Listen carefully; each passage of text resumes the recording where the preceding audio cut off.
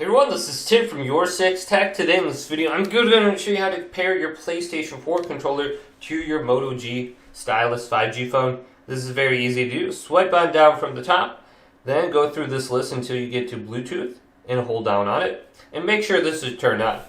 Now you want to go to Pair New Device, and this should automatically be scanning for a device, but if it doesn't say anything like that, you can look for an option that says Scan for a Device on the top. Then place your PlayStation 4 controller into the Bluetooth pairing mode by holding down the share button and the PlayStation button at the same time. And then after about 5 to 10 seconds, the light bar should begin to blink.